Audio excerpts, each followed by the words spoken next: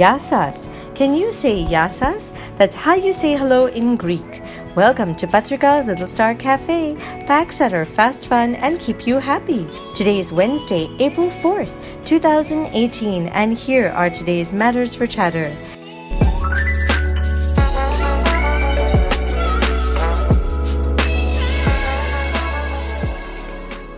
Number 1. During the last week of March, people across Eastern Europe encountered a strange phenomenon. They witnessed orange-tinted snow, which according to science experts was a result of intermixing of dust and sand which flew all the way from northern Africa. How did it fly there? Well, it was transported by storms. The massive sandstorm made its way through Greece up to Russia, leaving people surprised at the rare event. Orange snow is indeed rare, right? Number 2. The Indian Space Agency ISRO has lost all connections with its recently launched satellite GSAT-6A. Efforts are underway to re-establish links with the lost communications satellite. The satellite has a massive weight of 2,140 kilos and was aimed at helping in mobile communications, even from very remote locations through handheld ground terminals.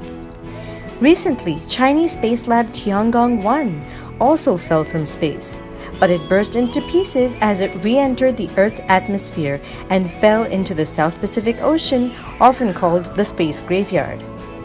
Luckily, no one or nothing was harmed. It's a blow to the Chinese space program as it stopped working in 2016, but China has already launched another space lab, Tiangong-2, which will be like the new International Space Station as soon as the current space station stops operating. But China isn't disheartened after this. China also wants to put a man on the moon and a rover on Mars. This is not the first time a space station has fallen back to Earth though. The first time was the US's Skylab in 1979, and then a Russian space station, Mir, in 2001. Number 3. The tallest active volcano in Europe is situated in the Italian city of Sicily. In an unfortunate discovery, scientists have warned that the volcano is drifting towards the Mediterranean Sea at the rate of 0.6 inches annually. Now, this can be something quite worrisome as it can lead to devastating consequences like landslides and tsunamis.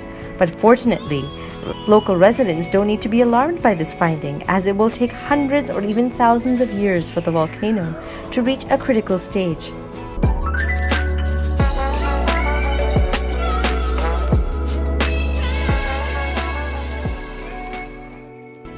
And now for today's mega matter.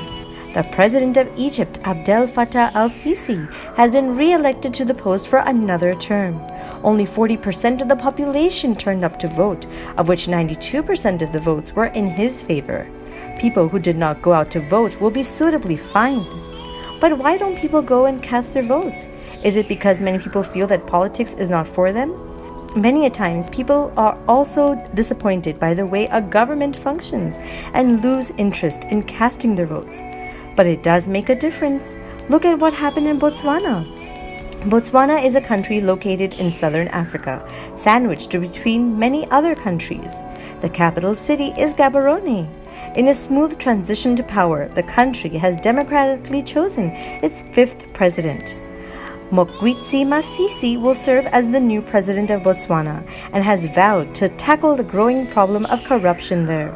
The country was also a British colony which got its independence just 50 years ago, like India, Australia, New Zealand, and even the US, who were British colonies.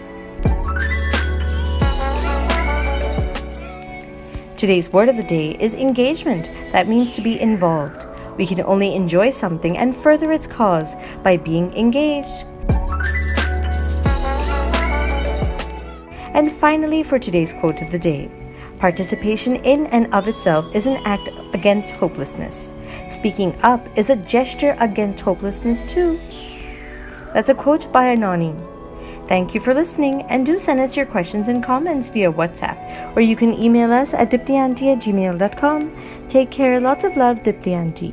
Twinkle, twinkle, little star, do you know how loved you are?